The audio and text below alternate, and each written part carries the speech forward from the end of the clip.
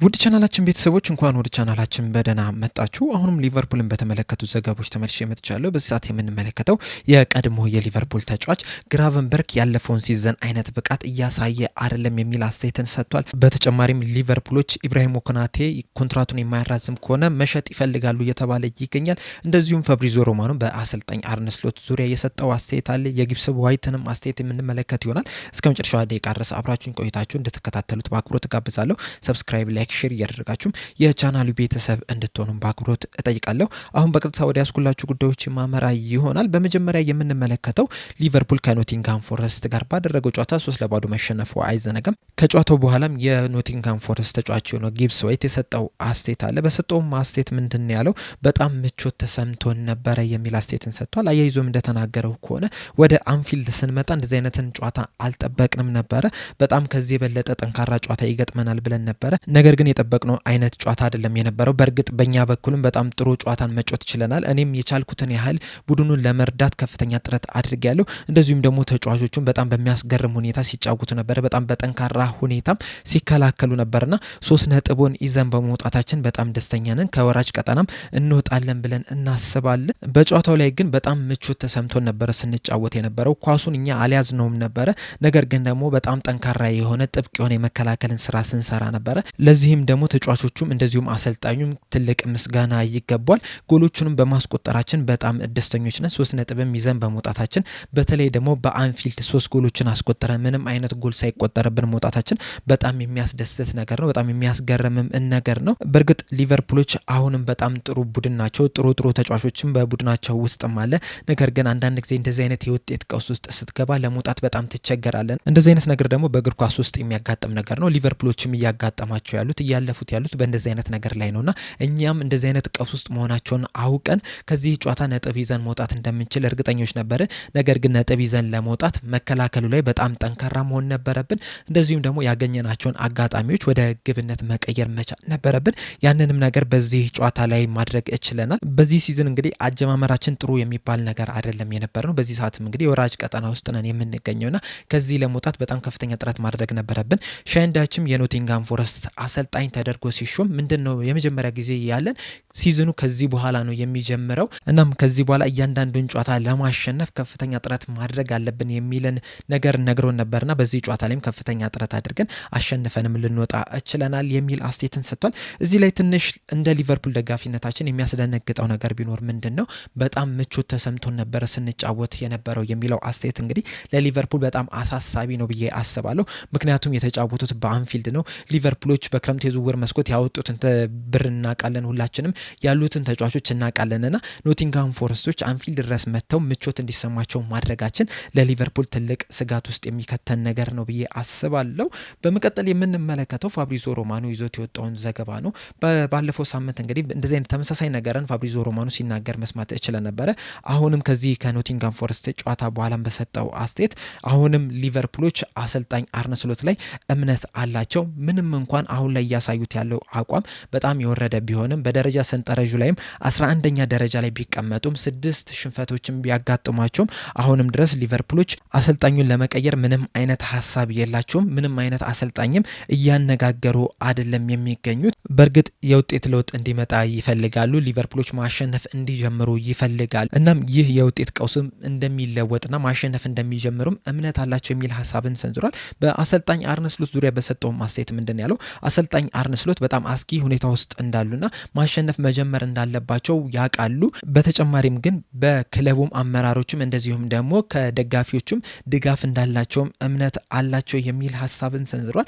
ነገር ግን በኖቲንግሃም ፎረስት ጨዋታ ላይ እንደተመለከትነው ከሆነ አንዳንድ ደጋፊዎች ጨዋታው ሳይጠናቀቅ ወደ 80ኛው ደቂቃ አካባቢ ሲወጡ መመልከት ችለናልና ከዚህ በኋላ የውጤት ቀውሱ እየጨመረ የሚሄድ ከሆነና በተከታታይ የሚሸነፉ ከሆነ ምናልባትም አሰልጣኝ አርነ ስሎት ይውጡ የሚል ከስቴዲየሙ ልንሰማ የምንችልበት እድል የሰፋ ሊሆን ይችላል ብዬ አስባለሁ። እዚህ ላይ ግን አንድ ነገር ማለት የምፈልገው ምንድነው ምናልባትም በቀጣይ ቀናቶች ውስጥ አንድ ፕሮግራም እሰራበታለሁ።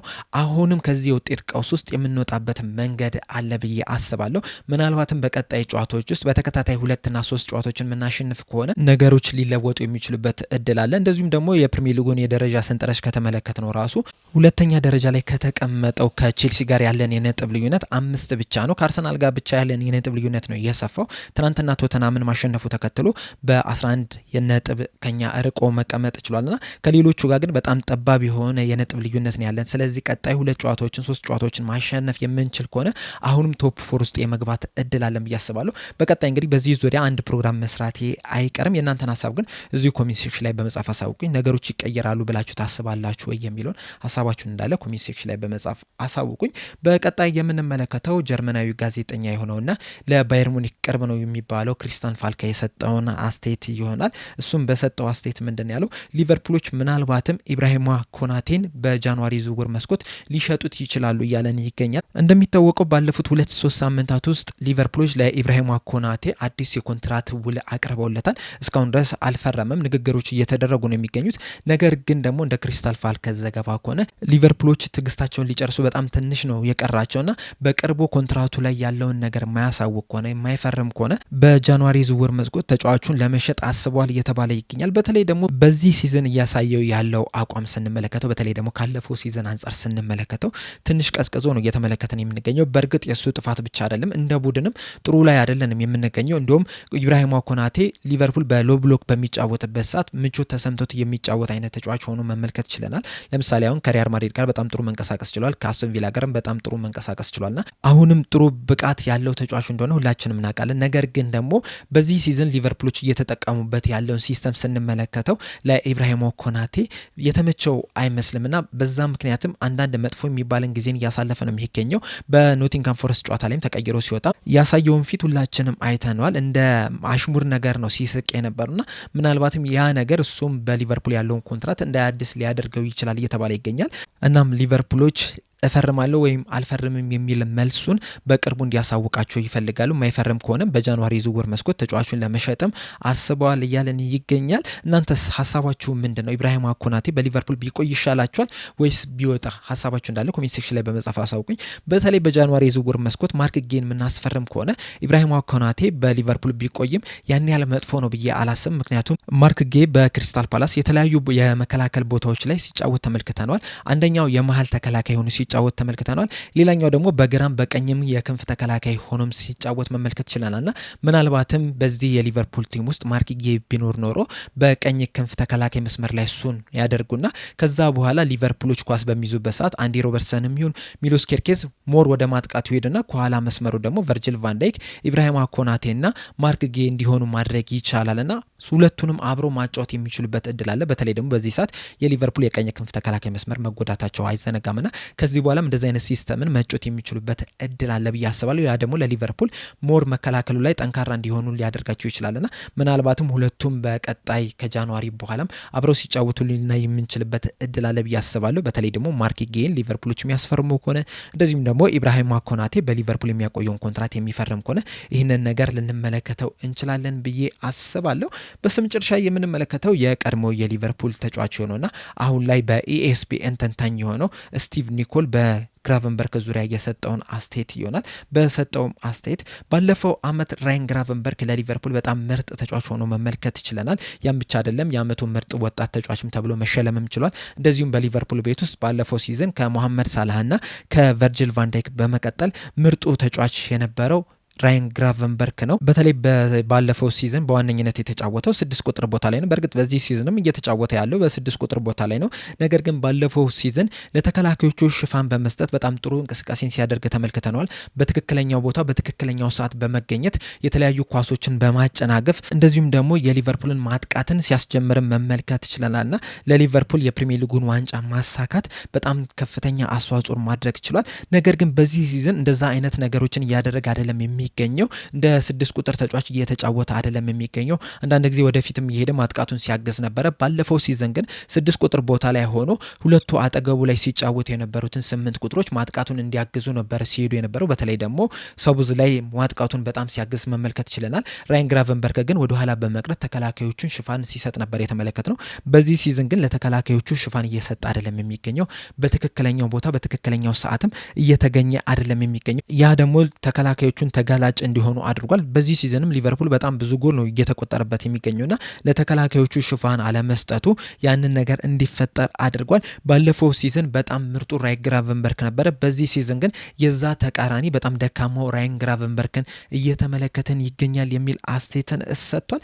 ስቲቭ ኒኮል እንግዲህ የተናገረው ትክክለኛ ነገር ነው። በዚህ ሲዝን ራያን ግራቨንበርክን የመጀመሪያዎቹ ጨዋታዎች አካባቢ ጥሩ ሲንቀሳቀስ መመልከት ችለናል። በተለይ በኤቨርተን ጨዋታ ላይ ጎልም ማስቆጠርም ችሏል። ምርጥ ተጫዋችም መሆንም ችሏል። ከጨዋታው በኋላም ግን የሰጠው አንድ አስተያየት ነበረ እስካሁን ድረስ ለምን የሚል ጥያቄን እያስነሳ የሚገኘው እሱም ምንድነው አሰልጣኝ አርነ ስሎት ማጥቃቱን እንዳግዝ ነጻነት ሰጥቶኛል የሚል ሀሳብን ሰጥቷልና ያ ነገር ደግሞ ለሊቨርፑል ስኬታማ እያደረገ አይደለም የሚገኘው። መከላከሉ በጣም ተዳክሞ ነው እየተመለከተን የምንገኘው። ተከላካዮቹ ሽፋን እያገኙ አይደለም የሚገኘው። በቅርብ ጊዜም ደግሞ የሊቨርፑልን አጨዋወት ከተመለከትን ደብል ፒቮት ላይ የሚጫወቱት ተጫዋቾች እየተቀያየሩ ነው 6 ቁጥር ሲሆኑ እየተመለከተን የምንገኘው። አንዳንድ ጊዜ ማካሊስተር 6 ቁጥር ቦታ ላይ ሲጫወት እንመለከተዋለን። አንዳንድ ጊዜ ራያን ግራቨንበርክ፣ አንዳንድ ጊዜ ሳቡዝ ላይ እዛ ቦታ ላይ ሲጫወት ተመልክተናል። ባለፈው ሲዝን ግን በዋነኝነት 6 ቁጥር ቦታ ላይ የምናገኘው በእርግጥ በአንዳንድ አጋጣሚዎች ላይ ማጥቃቱን ሊያግዝ ይችላል። ነገር ግን ደግሞ የመከላከል ስራውን ግን ሲረሳ አልተመለከትንም። ከሱ በተጨማሪም ግን ማካሊስተርም እሱን በጣም በጥሩ ሁኔታ ሲያግዝ መመልከት ችለናል። አንዳንድ ጨዋታዎች ላይ ደግሞ ወደ ቀኝ የመሃል አማካኝ አድርጎት የቀኝ ክንፍ ተከላካይ መስመሩን በተለይ ደግሞ ትሬንት አሌክሳንደር አርኖልድን ሲያገዝ መመልከት ችለናል እና በአጠቃላይ መከላከሉ ላይ በጣም ከፍተኛ ስራ ሲሰራ ነበረ። በዚህ ሲዝን ግን ያንን ነገር እየተመለከተን አይደለም የምንገኘው። እንዲሁም በጨዋታዎች ላይ አብዛኛው ጊዜ ከተመለከታችሁ በተለይ የተሸነፍንባቸው ጨዋታዎች ላይ በተከላካይና በአጥቂው መካከል ያለው ክፍተት በጣም ሰፊ ሆኖ መመልከት ችለናል።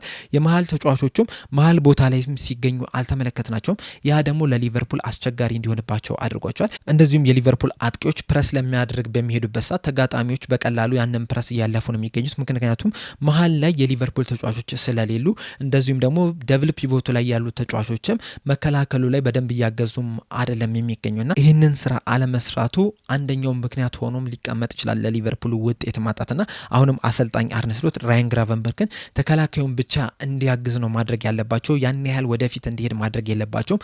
ያንን ስራ ማካሊስተርና ሳቦት ላይ ሊሰሩት ይችላሉ። እንደዚሁም ደግሞ ፍሎሪን ቪርስም ያንን ስራ ሊሰራ ይችላል። ስለዚህ ከዚህ በኋላ ማድረግ አለባቸው ብዬ የማስበው ራያን ግራቨንበርክ በዋነኝነት 6 ቁጥር ቦታ ላይ ሆኖ ለተከላካዮቹ ሽፋን ማድረግ፣ ከዛ በኋላ ከሱ አጠገብ የሚቀመጠው ምናልባትም ሳቡዝ ላይም ሊሆን ይችላል፣ ማካሊስተርም ሊሆን ይችላል፣ ወደ ኋላ እየተመለሰ መከላከሉን ማገዝ፣ እንደዚሁም ደግሞ ወደ መሀልም ጠጋ እያለ በተከላካይ እንደዚሁም በራያን ግራቨንበርክና በአጥቂው መሀል ላይ ሆኖ እንዲጫወቱ ማድረግ አለባቸው። ፍሎሪን ቪርስን ደግሞ ነጻ ሚና ሰጥቶት ወደ ኋላም ወደፊትም ወደ ቀኝም ወደ ግራም እየሄደ የሊቨርፑልን ማጥቃት እንዲያግዝ፣ ወደ ኋላም በአንዳንድ አጋጣሚዎች መለስ እያለ የሊቨርፑልን መስርቶ እንዲወጡ ማድረግ መቻል አለባቸው ያስባሉና ወደ መሰረታዊ ነገር መመለስ መቻል አለባቸው። ያንን ካደረጉ አሁንም ብዙ ቻንሶች አሉ። ምናልባት ለዋንጫ ፉክክሩ በጣም ርቀን ነው የምንገኘው። 11 ማለት 4 ጨዋታዎችን አርሰናሎች መሸነፍ መቻል አለባቸው። ሊቨርፑሎች ደግሞ እያንዳንዱን ጨዋታ ማሸነፍ መቻል አለባቸው።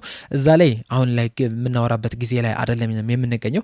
ነገር ግን አሁንም ከዚህ የተሻለ እንቅስቃሴዎችን ማድረግ እንችላለን። በቀላሉ ቶፕ 4 ውስጥ መግባት የምንችልበት አጋጣሚዎች አሉ። ቀጣይ ጨዋታዎችም ቀለል የሚሉ ናቸውና እነዚህ ጨዋታዎች ላይ ደግሞ ጥሩ የሚባል ታክቲክን በመጠቀም ማሸነፍ መጀመር መቻል አለብን። ጎሎች ከተቆጠሩብን በኋላም ደግሞ ይሄ የምንወናበደውን ነገር ማስቀረት መቻል አለብን ብዬ አስባለሁ። በአጠቃላይ ግን በእንደዚህ አይነት ነገሮች ላይ በቀጣይ ጨዋታዎችን እያየን በደንብ የምንሰራበት ይሆናል። ለአሁን ግን እኔ እዚህ ላይ አበቃው። በአጠቃላይ የእናንተን ሀሳብ ግን እዚሁ ኮሜንት ሴክሽን ላይ በመጻፍ አሳውቁኝ። በቀጣይ በሌላ እስከምንገናኝ ድረስ ሰብስክራይብ፣ ላይክ፣ ሼር ማድረግ እንዳትረሱ። ቸር ያቆየን።